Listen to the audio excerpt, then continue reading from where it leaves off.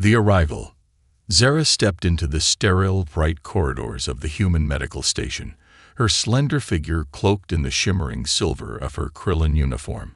Her delicate, greenish skin glowed faintly under the artificial lights, and her sharp, dark eyes scanned her surroundings.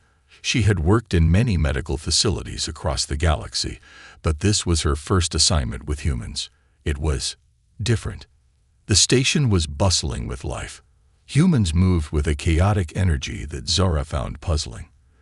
They laughed loudly, exchanged jokes, and displayed emotions so openly that it made her uncomfortable. The Krillins were a logical, composed species. Feelings were controlled and rarely shared. Zara found the humans' constant chatter strange, almost overwhelming. She adjusted her medical visor, trying to focus on her task. Today was her first day assisting in routine health checks.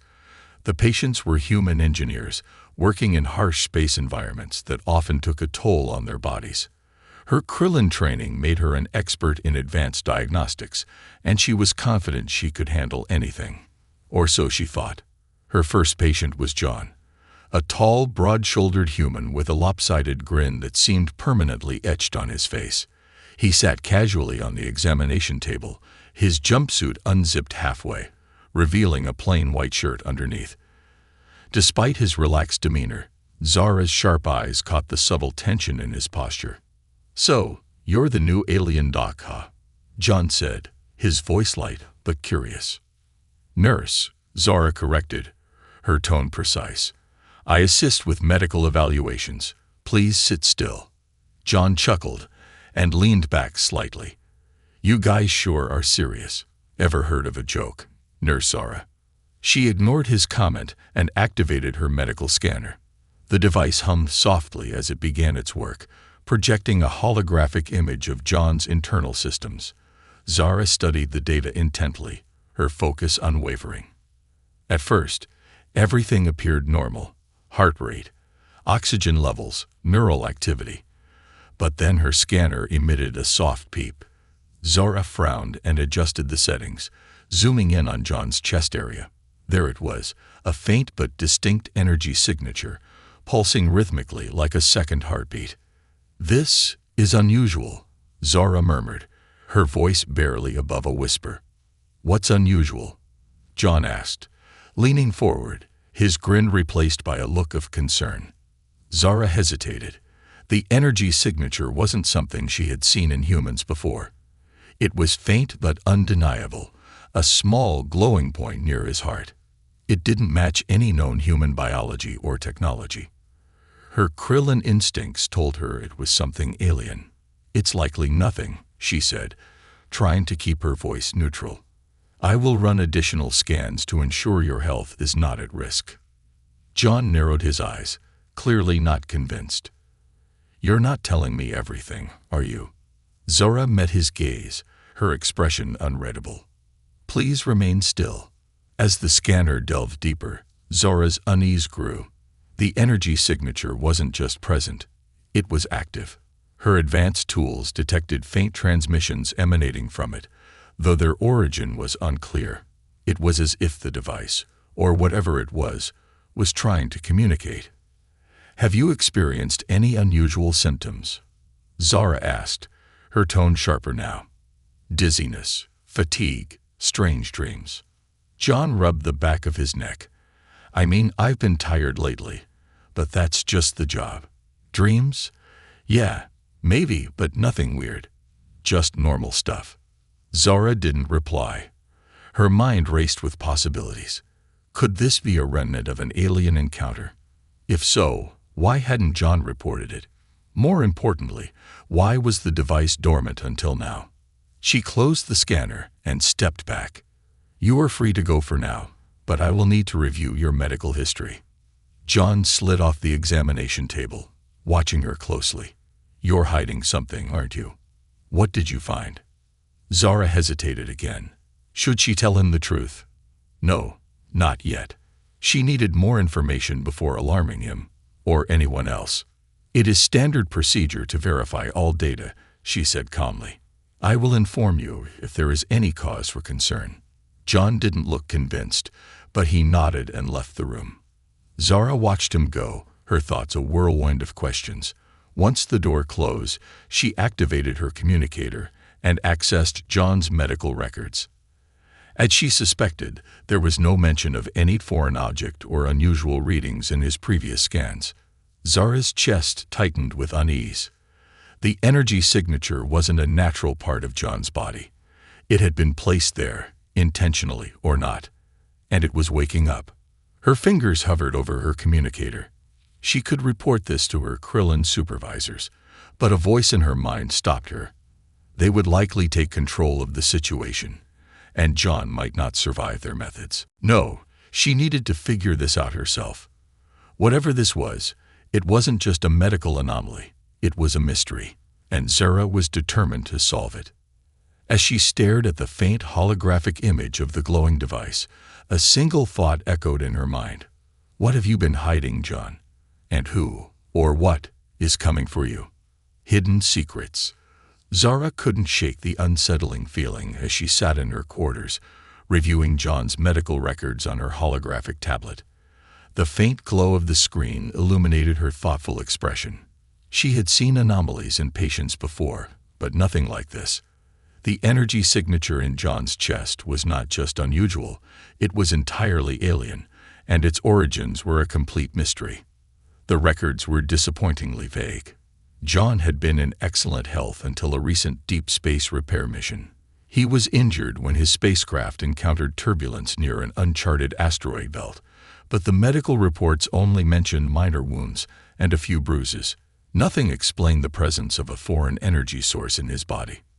Zara tapped her fingers on the table, her sharp mind racing. She replayed the scan data, zooming in on the glowing object near his heart. It wasn't mechanical, at least not in any traditional sense. It seemed alive, pulsating faintly like a second heart. Her Krillin training told her it was dormant but reactive, as if waiting for the right trigger to activate. Her communicator buzzed softly, pulling her from her thoughts. A message from the station's head physician appeared on the screen. Nurse Zara, we need your analysis on patient John's scans. Please report any findings immediately. Zara hesitated, her fingers hovering over the reply button. If she reported this anomaly to the human staff, it could spiral out of control. Humans were prone to fear, and this discovery could cause panic. And if her Krillin superiors got involved, John would likely be removed from the station for further study, alive or not. No, she needed more time to understand what she was dealing with. She closed the communicator and stood, her mind made up. She would confront John directly. John was in the station's recreation lounge, sitting alone at a table with a steaming cup of coffee. He stared out the large observation window at the swirling blues and greens of Earth below. To Zara's Krillin eyes, he looked distracted, as if the weight of his thoughts was heavier than the stars beyond. John, Zara said as she approached, her voice calm but firm. May I speak with you privately? John glanced up, his usual grin replaced by a wary expression. Sure, Nurse Zara. What's this about? Not here, she said, gesturing toward a quieter corridor. Reluctantly, John followed. Once they were out of earshot, Zara turned to him, her eyes intense. I need you to tell me everything about your last mission. John frowned. You mean the accident? There's not much to tell. The ship hit some turbulence near an asteroid belt. My suit malfunctioned, and I got banged up a bit. That's it. Zara narrowed her eyes. Are you certain? No unusual experiences, no strange sensations or encounters.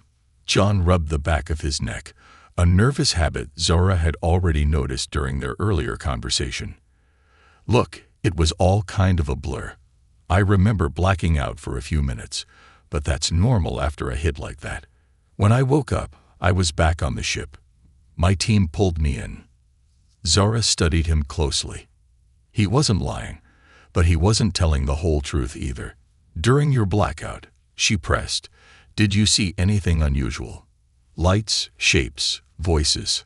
John hesitated, his gaze flickering to the floor. There was something, he admitted finally. I thought it was just a dream. I saw these strange glowing lights, like a web stretching out in all directions. And there was a sound, kind of like a hum, but it felt like it was inside my head. Zara's stomach tightened. Why didn't you report this? John shrugged. Because it sounded crazy. I didn't want my team thinking I was losing it. Besides, I felt fine afterward. No harm done. No harm done. Zara said sharply. There is an alien energy signature near your heart, John. It's not fine. Whatever you encountered out there, it left something behind. John froze, his face pale. What are you saying? Am I sick? I don't know yet, Zara admitted. But the energy signature isn't dormant anymore. It's transmitting signals, faint but detectable. I don't know who or what it's calling, but we need to figure this out before they respond. John ran a hand through his hair, panic creeping into his voice. Are you saying I'm some kind of beacon? That something's coming for me? I don't know, Zara repeated, though the possibility gnawed at her.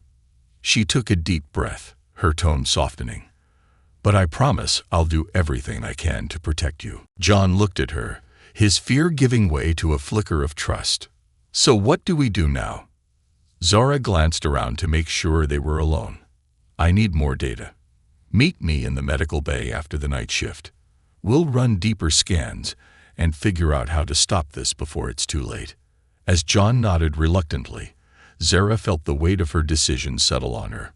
She was breaking protocols, human and Krillin, but she couldn't shake the feeling that this was bigger than just one man. Whatever was inside John's body wasn't just a medical anomaly, it was a message. And someone, or something, was already listening. A forbidden link. Zora worked tirelessly in the dimly lit medical bay, her hands deftly navigating the controls of her advanced Krillin diagnostic scanner. The holographic display projected a vivid, rotating image of John's chest, where the mysterious alien energy source pulsed faintly near his heart. The quiet hum of the machinery was the only sound, punctuated by Zora's occasional murmurs as she analyzed the data. John sat on the examination table, his face pale and tense. His usual laid-back demeanor was gone, replaced by a growing sense of dread. So, Nurse Zora, he said, his voice strained. What's the verdict? Is this thing going to kill me? Zora didn't look up. The energy signature is stable for now, but its activity is increasing. It's emitting faint signals, almost like a heartbeat. She paused, frowning. These signals are being transmitted into deep space. John blinked, leaning forward. Wait, you're saying this thing inside me is sending out messages? To who? That is what I'm trying to determine, Zara replied, her tone clipped. She adjusted the scanner, magnifying the image. The object was crystalline, glowing faintly with a bluish light. It seemed almost organic, as if it were alive. This is not human technology. It's alien, far beyond anything I've encountered. John let out a shaky breath, running a hand through his hair. Great. So I'm walking around with an alien beacon in my chest. How did this even happen? Zara hesitated, then turned to face him. You mentioned seeing lights during your accident, like a web. That could have been a projection from this device. It might have attached itself to you when your ship passed through the asteroid belt. John stared at her, his expression unreadable. You're saying this thing chose me. Why? That, Zora said grimly, is the question we need to answer. Hours later, Zara sat alone in her quarters, reviewing the data she had gathered. The object's signals were faint but growing stronger, and they followed a distinct pattern, almost like a language. Zara's mind raced with possibilities. Could the device be a relic of an ancient alien civilization? A tracking mechanism? A weapon? Her communicator buzzed, interrupting her thoughts. It was a message from her Krillin superior, Commander Relic. Zara's chest tightened as she read the stern text. Nurse Zora, your recent scans indicate unauthorized activity. Report your findings immediately. Zora knew what would happen if she reported the truth. Krillin authorities were known for their cold, scientific detachment. They would see John as a specimen to be studied, not a life to be protected. She couldn't let that happen. Ignoring the message, she turned back to her screen and began decrypting the signal's pattern. After hours of painstaking work, she managed to isolate a fragment of the transmission. The translated text appeared on her screen, and her blood ran cold. The key has been activated. Preparing retrieval. The next morning, Zara found John in the station's hangar, pacing nervously. He looked up as she approached, his face tight with worry. "Did you figure out anything?" he asked. Zara handed him a small datapad. "The device isn't just a beacon. It's a key. It's sending a signal to something, or someone, that it's ready to be retrieved." John's eyes widened. "Retrieved? By who?" "That's what I'm trying to find out," Zara said. "But the signal is getting stronger. Whatever placed this device inside you, it's coming back for it." John swallowed hard, his usual humor nowhere to be found. "And what happens to me when they take it out?" Zara didn't answer. She didn't need to. The look in her eyes said everything. Later that day, Zara's communicator buzzed again. This time, it wasn't a message. It was a live transmission. The screen flickered, and a sharp alien voice filled the air. "Krillin nurse, you have tampered with property that does not belong to you. Surrender the host immediately." Zara's heart pounded as she stared at the screen. The figure on the other end was shrouded in darkness, their features obscured, but their tone was unmistakably hostile. "Surrender," Zara said, forcing her voice to remain steady. "This human is under my care. What is the purpose of the device in his body?" "That information is irrelevant," the voice replied coldly. "The key must be retrieved. Failure to comply will result in your termination." The transmission cut off abruptly, leaving Zara in stunned silence. Her mind raced. Whoever these aliens were, they weren't here to negotiate. They wanted the device, and they didn't care what happened to John in the process. That night, Zara and John met in the station's lower levels, far from prying eyes. Zara had packed a small bag with medical supplies and a portable scanner.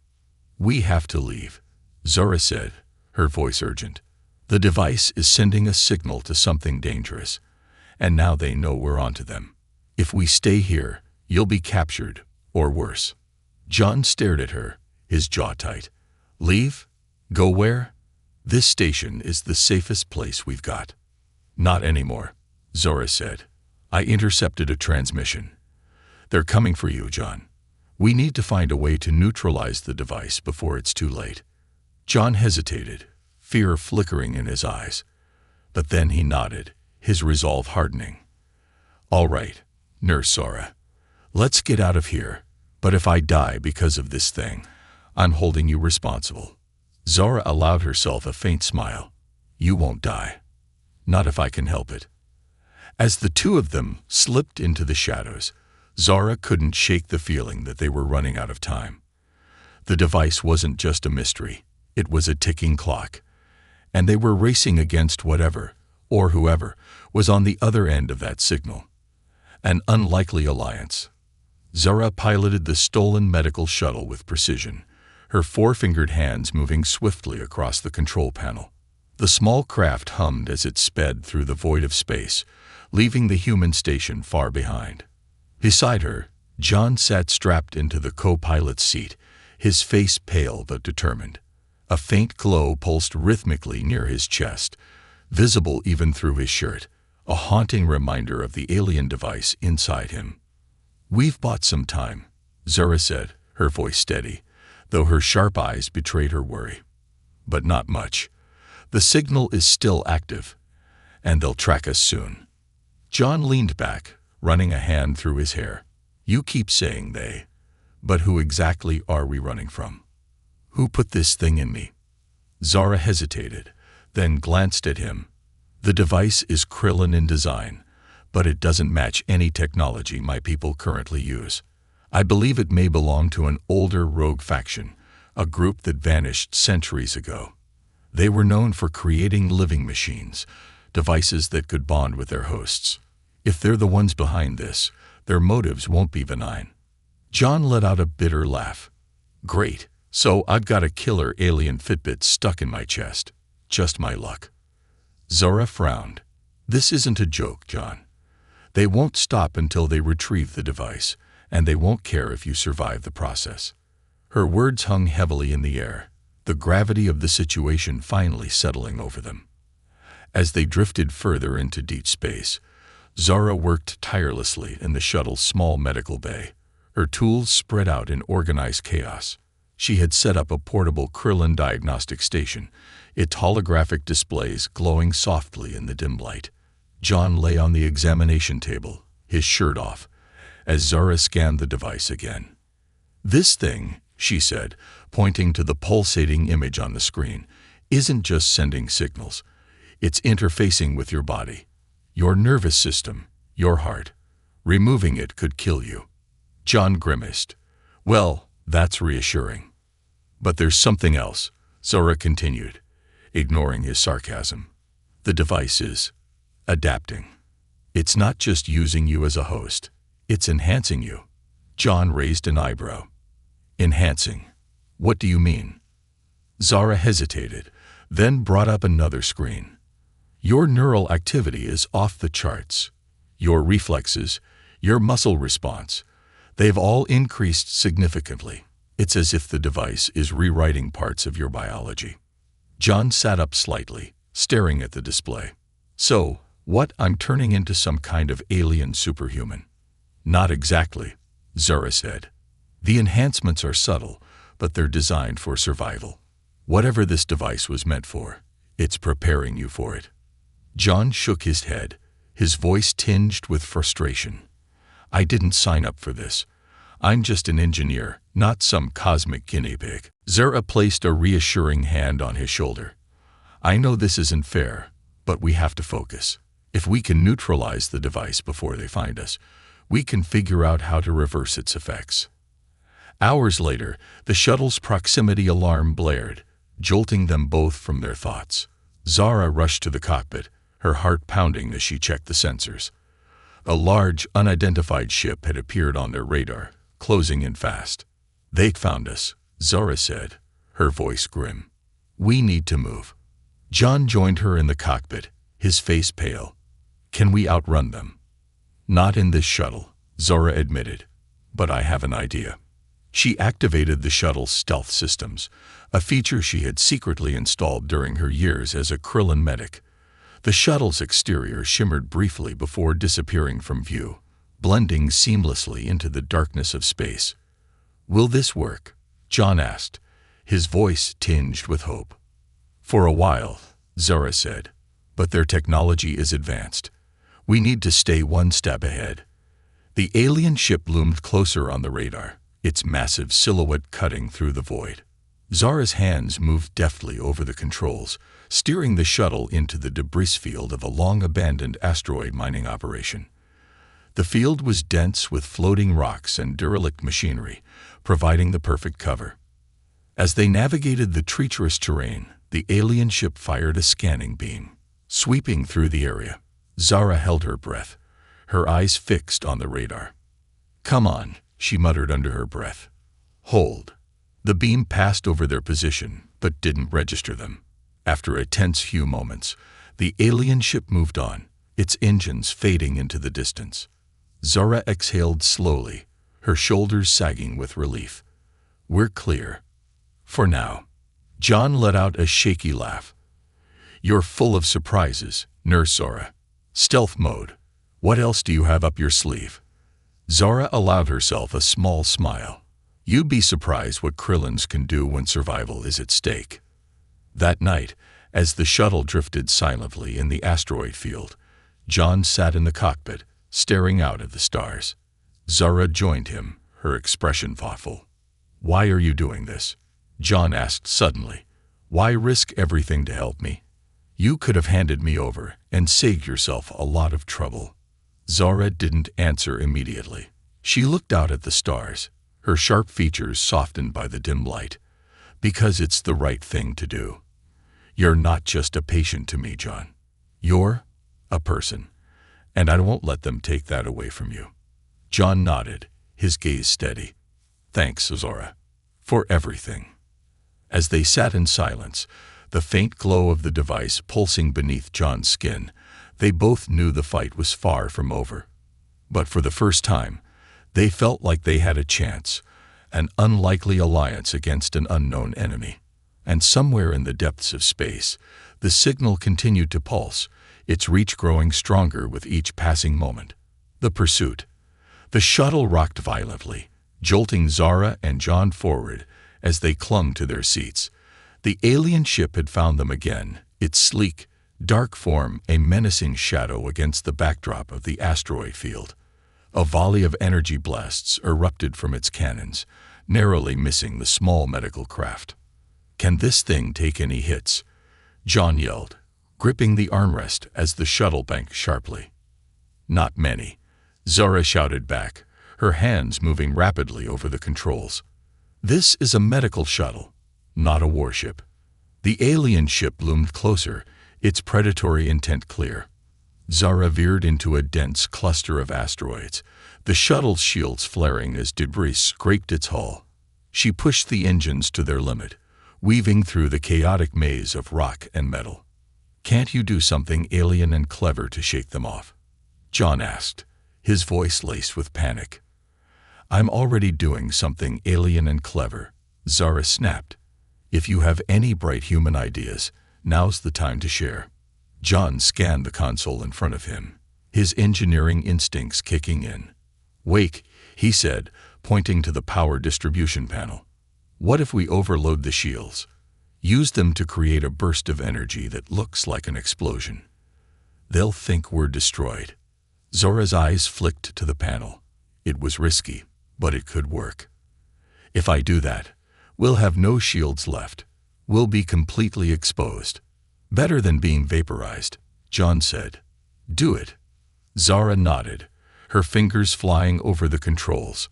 She rerouted the power from the shuttle's secondary systems, channeling it into the shields. The console beeped a warning as the energy levels spiked.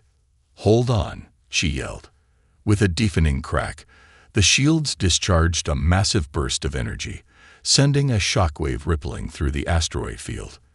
The shuttle careened wildly, its systems flickering as it drifted into the shadow of a massive asteroid. Zara killed the engines, plunging them into silence. The alien ship slowed, scanning the debris cloud where the shuttle had disappeared. After a tense few moments, it turned and moved away, its silhouette fading into the darkness. "They're gone," Zara said, exhaling sharply. John slumped back in his seat, his heart pounding. That was too close. Zara didn't respond. Her focus was on the damage report flashing across the console. The shuttle's shields were offline, and the engines were operating at 40% capacity. They were alive, but barely. Hours later, the shuttle drifted through a desolate sector of space. Zara worked tirelessly in the engine bay, repairing the damaged systems with John's help.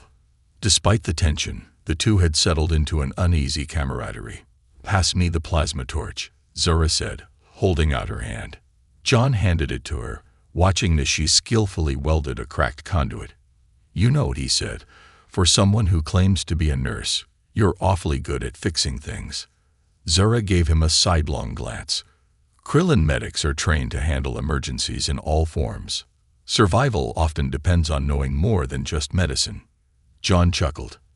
"Yeah, well, remind me to take you on my next deep space mission. You're better company than most of my crew." Zora paused, her expression softening. "I appreciate that, John. But this isn't over. The signal is still active, and they'll keep coming." John's humor faded. "So what do we do? We can't keep running forever." Zara set down the torch and turned to him. "We need to disable the device. Permanently." In the quiet of the shuttle's medical bay, Zara studied the alien device with growing urgency.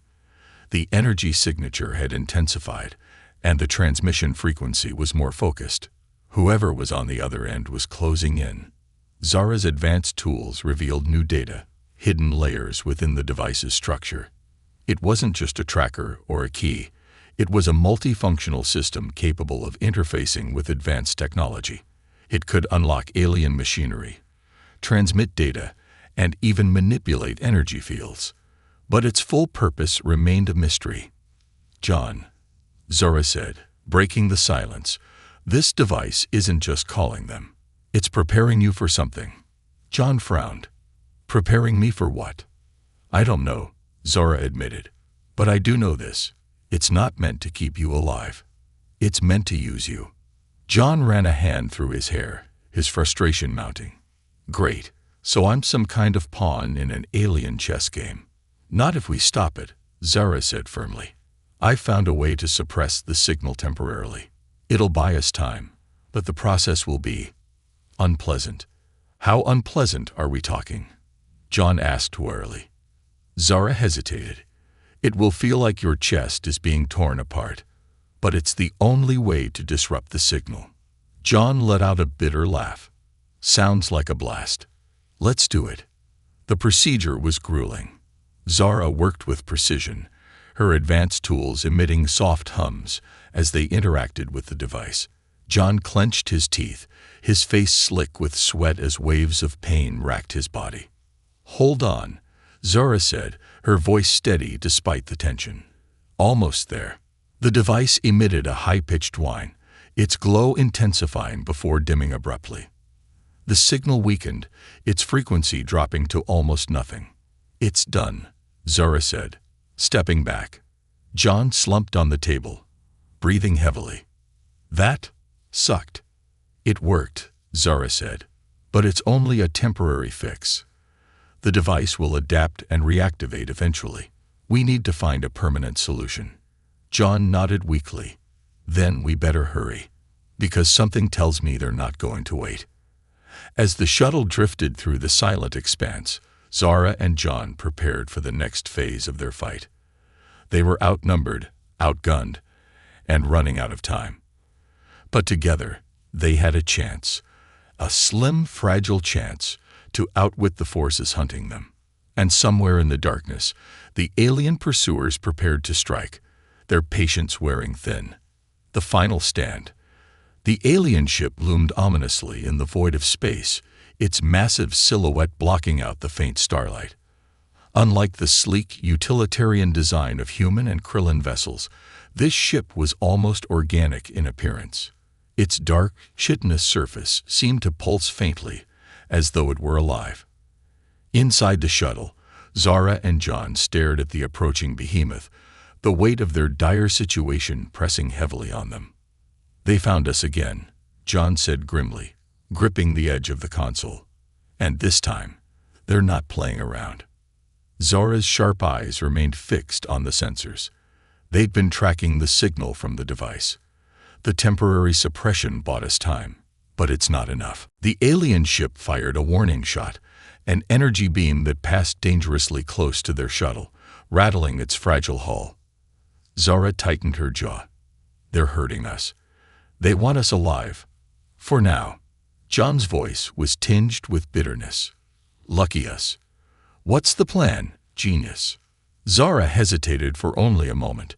"We let them capture us." John stared at her, incredulous. "I'm sorry. What? Did you just say we let them capture us?" "It's the only way," Zara said, her tone calm but firm. "If we try to outrun them, we'll be destroyed. If we surrender, we'll have a chance to disable the device and escape." "A chance," John said, his voice rising. "You're betting my life on a chance." "It's better than certain death," Zara shot back. "Do you trust me or not?" John held her gaze for a long moment before letting out a heavy sigh. "Fine. But if this goes sideways, I'm haunting you." Minutes later, the shuttle was swallowed by the alien ship's docking bay. As the atmosphere stabilized, Zara and John stood side by side, their hands raised in a gesture of surrender. The air was heavy with tension as the alien boarding party approached. A group of tall, insectoid creatures with gleaming exoskeletons and multiple glowing eyes. Their movements were eerily synchronized, and their clawed hands carried strange, pulsating weapons. One of the creatures stepped forward, its mandibles clicking as it spoke in a harsh, guttural language. A moment later, Zara's translator activated, rendering the words into English. "Host and key," the alien said, its voice cold and mechanical. "You will come with us. Resistance is futile." "Charming," John muttered under his breath. The aliens motioned for them to follow. Zara exchanged a glance with John, silently conveying the importance of staying calm. They were led through a series of dark, organic corridors that seemed to shift and breathe, the walls pulsing faintly with a bioluminescent glow. Finally, they arrived at a large chamber. In its center stood a massive, crystalline structure, its sharp edges refracting light in eerie patterns. The structure pulsed in sync with the device in John's chest, and he winced as a sharp pain radiated through his body. "What is that?" John asked, clutching his chest. "The activation chamber," Zara said, her voice tinged with dread. "They're going to extract the device." The lead alien stepped forward, addressing Zara. "You are Krillin. You understand the importance of the key. Do not interfere." Zara took a step forward, her expression defiant. "This human is under my protection. The device will kill him if removed." "That is irrelevant," the alien replied coldly. "The key must be retrieved to complete the cycle." As the aliens moved toward John, Zara acted swiftly. She pulled a concealed Krillin tool from her belt, a compact energy disruptor, and activated it. The device emitted a high-frequency pulse, temporarily stunning the aliens. "Run," Zara yelled, grabbing John's arm and pulling him toward the chamber's control panel. Chaos erupted as the aliens recovered, their weapons firing bursts of energy that narrowly missed Zara and John. Zara worked frantically at the control panel, her hands moving with practiced precision. "What are you doing?" John shouted over the noise. "I'm overloading the chamber," Zara said. "If we can destabilize the crystal, it'll create an energy surge strong enough to disable the entire ship, and us along with it," John pointed out. Zara glanced at him, her expression resolute. "Trust me." John hesitated, then nodded. "Fine. What do you need me to do?" "Hold them off," Zara said, gesturing toward the approaching aliens. "Buy me as much time as you can." John grabbed a fallen alien weapon, its organic design strange but intuitive. He aimed and fired, the weapon emitting a powerful energy blast that sent the aliens scrambling for cover. "You better not take too long," John yelled as he continued firing. Zara focused on the panel, her fingers flying over the controls. The crystal began to pulse erratically, its glow intensifying. Warning lights flashed across the chamber as the ship's systems reacted to the destabilization. "Almost there," Zara muttered, her voice taut with concentration. One of the aliens managed to break through John's defensive line, charging toward Zara with a sharp, bladed weapon. John acted without thinking, tackling the creature to the ground. The weapon clattered away, and John rolled to his feet, breathing heavily. "Zara," he shouted, "whatever you're doing, do it faster." With a final keystroke, Zara activated the overload sequence. The crystal emitted a piercing, high-pitched sound as cracks spread across its surface. "Done," Zara shouted. "We need to move." She grabbed John's arm, and the two of them sprinted toward the exit as the chamber erupted in a blinding explosion of light and energy. The shockwave tore through the ship, sending it into violent convulsions. Zara and John managed to reach an escape pod, launching it moments before the alien ship began to collapse. Through the pod's viewport, they watched as the massive vessel imploded, its organic hull disintegrating into a cloud of debris. John slumped back in his seat, his chest heaving. "We're alive. I can't believe we're alive." Zara allowed herself a small, tired smile. "For now. But the device is still inside you, and there will be others who come for it." John looked at her, his expression serious. "Then I guess we'll have to be ready." As the escape pod drifted through the void, Zara and John silently prepared for the battles yet to come. Their fight wasn't over, But for the first time, they felt like they had a chance to win. A new beginning. The escape pod drifted through the silent expanse of space, the glow of a distant star casting faint shadows across Zara and John. Both were exhausted, their bodies bruised and their minds heavy with the weight of their ordeal. Yet, against all odds, they had survived. The alien ship that had hunted them was gone, reduced to debris floating aimlessly in the void. Zara sat in the pilot's seat, her fingers deftly navigating the pod's outdated controls. She glanced at the small display, showing a distress signal they had sent hours earlier. "A human ship should pick up this signal soon," she said, her voice calm but weary. "Until then, we wait." John leaned back in his seat, wincing as he adjusted his position. His chest still ached from the procedure Zara had performed to suppress the alien device, but the glow beneath his skin had dimmed to a faint shimmer. "You make it sound so simple," he said, his voice tinged with dry humor. "Just sit here and wait for rescue. No big deal." Zara turned to him, her sharp eyes softening. "After everything we've been through, I think we've earned a moment of quiet." John chuckled softly, shaking his head. "Quiet doesn't seem to follow us around, does it?" The pod's silence gave way to introspection. John stared out at the stars, his thoughts drifting. "Zara," he said after a long pause, "do you ever think about how crazy all of this is? A week ago, I was just a guy fixing ships. Now I don't even know what I am anymore." "You're still you," Zara replied firmly. "The device may have altered you, but it hasn't changed who you are. Your decisions, your actions, they're what define you." John frowned, rubbing his chest absent-mindedly. "Yeah, but what if this thing inside me takes over? What if I'm not in control anymore?" Zara reached out, placing a reassuring hand on his shoulder. "You are stronger than you realize. Whatever happens, you won't face it alone. I promise." John looked at her, his expression a mixture of gratitude and vulnerability. "Thanks, Zara. I don't think I could have done any of this without you." Hours later, the pod's sensors picked up a signal, a human rescue ship closing in fast. Zara and John exchanged a relieved glance as the pod's comm system crackled to life. "This is the U.S. Pioneer," a voice announced. "We've received your distress signal and are moving to intercept. Prepare for docking."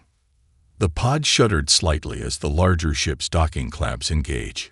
Moments later, the hatch opened, and a team of human medics entered, their expressions a mix of professionalism and curiosity. Zara and John were ushered aboard, their injuries quickly assessed. One of the medics, a middle-aged man with a kind face, approached Zara. "We've never had a Krillin on board before. You're quite the unexpected guest." Zara inclined her head politely. "Thank you for your assistance. Our situation is complicated." John smirked. "That's putting it mildly." Once they were stabilized, Zara and John were brought to the ship's briefing room, where Captain Rhodes, a stern but fair woman with sharp eyes, awaited them. She listened intently as they recounted their ordeal, her expression growing darker with every detail.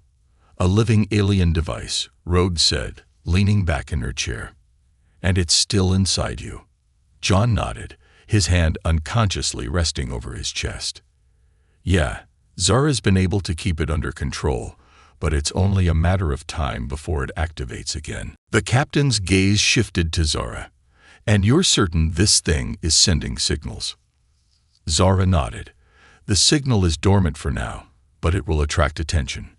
There are others out there who want the device, and they'll stop at nothing to get it." Rhodes sighed heavily. "This isn't just your problem anymore. If this device is as dangerous as you say, it's a threat to all of us." Over the next few days, Zara and John worked with the crew of the Pioneer to analyze the device further.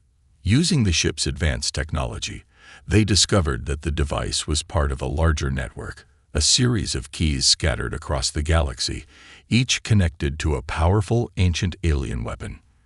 "This isn't just a tracker or a tool," Zara explained during a briefing.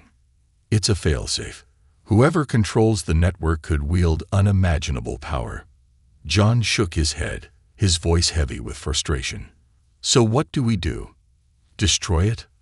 We can't, Zara said. If we destroy it without neutralizing the network, it could trigger a catastrophic reaction. The only option is to disable the entire system. And how do we do that? Rhodes asked, her tone skeptical. Zara's expression was resolute. We find the other keys. We shut them down one by one. As the Pioneer prepared for its next mission, John stood in the observation deck, staring out at the stars. Zara joined him, her presence a quiet comfort. This is just the beginning, isn't it? John said, his voice quiet. Yes, Zara replied. But beginnings are where we find hope. John glanced at her, a faint smile playing at his lips. You really believe that? I do, Zara said. And I believe in you. For the first time in days, John felt a flicker of hope. Together, they had faced the impossible and survived. Now, they would face the unknown, armed with determination and an unbreakable bond. As the stars stretched out before them, endless and full of mystery, they knew their journey was far from over. But for the first time, they were ready to face whatever lay ahead.